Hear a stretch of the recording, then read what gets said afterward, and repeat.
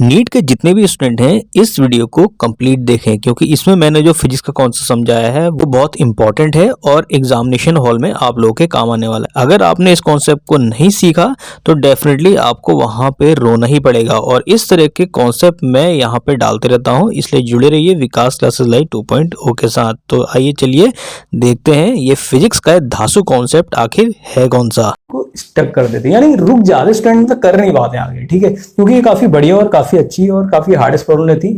NEET के 2025 के students के लिए मैं बहुत इंपॉर्टेंट प्रॉब्लम्स को यहाँ पे शेयर कर रहा हूँ, उसमें कॉन्सेप्ट भी इन्वॉल्व है और काफी स्टूडेंट जैसे जैसे डेट पास आ रही है वो काफी डरे हुए हैं। इसी के साथ जो इंटर के बच्चे हैं उनसे मैं कहना चाहूंगा, जिन बच्चों ने नीट या जेईई का कोई भी फॉर्म भरा हुआ है तो यहाँ पे आपका नीचे बताएं कि उनके कौन से टॉपिक को कहाँ पे डाउट है, जिससे मैं उसको शॉर्ट आउट कर पाऊँ। फिलहाल मैं यहाँ पे एक सीरीज चला रहा हूँ जिसमें बहुत इंपॉर्टेंट कॉन्सेप्ट आप लोग के लिए ला रहा हूँ, जो कि काफी हार्डेस्ट प्रॉब्लम है और जहां पे स्टूडेंट स्टक कर जाते हैं। फिजिक्स की प्रॉब्लम है यहाँ पे। ठीक है, तो अगर आप लोगों की डिमांड रहेगी तो केमिस्ट्री वाले सर से बोल के मैं आपका केमिस्ट्री के लिए भी बहुत इंपॉर्टेंट सेशन आप लोग के लिए यहाँ पे लाऊंगा। ठीक है, तो यहाँ पे मैं एसएचएम की बहुत इंपॉर्टेंट प्रॉब्लम यहाँ पे डिस्कस कर रहा हूँ, बहुत ही ट्रिकी और बहुत ही कॉन्सेप्चुअल प्रॉब्लम है एसएचएम की। ठीक है, रेजोनेटिंग फ्रीक्वेंसी को लेके आपका यहाँ पे आपका क्या है, कोई भी आपकी मासिव बॉडी यहाँ पे आपका क्या है लगी हुई। ठीक है, इसमें आपको दो रोलर्स लगे हुए हैं, इसका मास एम है, इसका और दो स्प्रिंग यहाँ पे लगे हुए हैं, ये वॉल्स हैं। ठीक है, ये वॉल्स हैं। फिलहाल सरफेस फ्रिक्शनलेस हो या ना हो इससे कोई मैटर नहीं है यहाँ पे। ठीक है, आइडियल केस स्टडी है तो यहाँ पे ऑब्वियसली फ्रिक्शन 0 होगा आपका। ठीक है, नी भी होगा तो म्यू मान लेते हैं। ठीक है, फिलहाल यहाँ पे इसका डिस्कशन नहीं होगा, रेजोनेटिंग फ्रीक्वेंसी आपको निकालनी है।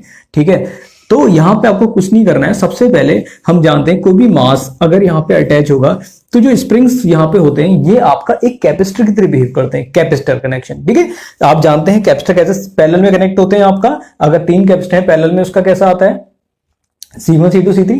लेकिन यहाँ पे जो आपका स्प्रिंग्स है यहाँ पे, ठीक है, ये पैरेलल कनेक्शन है, लेकिन तो स्प्रिंग्स यहाँ पे जो बिहेव करते हैं वो कैपेसिटर की तरह बिहेव करते हैं। तो जब ये कैपेसिटर बिहेव करेंगे तो जो हम जानते हैं रेजोनेटिंग फ्रीक्वेंसी क्या होती है।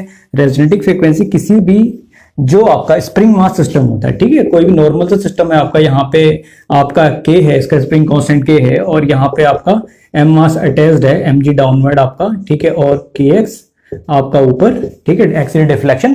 तो यहाँ पे जो आपका निकल के आता है रेजोनेटिंग फ्रीक्वेंसी वो होती है आपका, कितनी होती है आपका, ये होती है omega not is equal to K by M। इसे हम K इक्विवेलेंट कहते हैं। अब K इक्विवेलेंट देखिए, ये जो यहाँ पे स्प्रिंग्स है अलग अलग है, इनका स्प्रिंग कांस्टेंट अलग अलग है। स्प्रिंग कांस्टेंट डिपेंड करता है मटेरियल पे कि मटेरियल किसका बना हुआ है, स्प्रिंग किसका बना हुआ है। तो यहाँ पे देखिए आपका कितना हो जाएगा K इक्विवेलेंट। यहाँ पे अब स्प्रिंग कांस्टेंट किसके बिहेव करता है, कैपेसिटर की तरह। तो यहाँ बताओ कितना हो जाएगा, K इक्विवेलेंट इज कैपेसिटर क्या होता है, इनको हम सम कर देते हैं पैरेलल में। ठीक है, रेजिस्टेंस होता तो रेजिस्टेंस कैसे करते हैं, अगर इनके सीरीज में लगे होते स्प्रिंग, सीरीज यानी आपका यहाँ पे आपका मास है। ठीक है, यहाँ पे एक स्प्रिंग ये लगा होता, एक स्प्रिंग ये लगा होता और यहाँ पे रोलर लगा होता। ठीक है, K1 ये होता, K2 ये होता। तो इस केस में कितना होता है यहाँ पे K equivalent 1/K equivalent is equal to 1/K1 plus 1/K2। ठीक है, तो ध्यान रखिए सीरीज में ये आपका होगा, ये पैरेलल कनेक्शन होगा आपका। ठीक है, तो उस केस में क्या हो जाएगा, K इक्विवेलेंट आपका कितना आ जाएगा यहाँ पे, K इक्विवेलेंट की स्प्रिंग कौन सा K1 plus K2 plus K3। अब हम क्या करेंगे, इस K इक्विवेलेंट को यहाँ पे सब्स्टिट्यूट कर देंगे तो यहाँ से रेजोनेटिंग फ्रीक्वेंसी निकल के आ जाएगी। तो यही है हमारा आंसर और बहुत बढ़िया आंसर है यहाँ पे। ठीक है, तो इस तरह की प्रॉब्लम जो रहती है यहाँ पे स्टूडेंट को स्टक कर देते हैं, यानी रुक जाते स्टूडेंट मतलब कर नहीं पाते आगे। ठीक है, क्योंकि ये काफी बढ़िया और काफी अच्छी और काफी हार्डेस्ट प्रॉब्लम रहती है, इसलिए मैं यहाँ पे इन प्रॉब्लम्स को कॉन्सेप्ट के साथ शेयर कर रहा हूँ, कैसी ट्रिकी प्रॉब्लम्स आती हैं, इसलिए डरने की जरूरत नहीं है। आपके क्या डाउट्स हैं डेफिनेटली नीचे पूछिए, और अगर आपको किसी टॉपिक में पर्सनल अगर गाइडेंस चाहिए तो डेफिनेटली 8126830679 में यहाँ पे कांटेक्ट कर सकते हैं, लिंक आपको मिल जाएगा, जहां पे आपको पर्सनली अगर कोई टॉपिक क्लियर करना है डेफिनेटली करवा सकते हैं। ठीक है, लेकिन यहाँ पे मैं आप लोगों के लिए बेस्ट से बेस्ट कॉन्सेप्चुअल ट्रिकी प्रॉब्लम्स लाता रहूंगा। बेस्ट फिजिक्स और मैथ्स की कॉन्सेप्चुअल लर्निंग के लिए जुड़े रहिए विकास क्लासेस लाइव 2.0 के साथ। और जिन बच्चों ने इंटर के साथ नीट और जेईई भरा डेफिनेटली नीचे बताएं कि हमने नीट और जेईई इंटर के साथ भरा है। ठीक है, तो जहां भी रहिए सीखते रहिए और एंजॉय करते रहिए। Wish you good luck.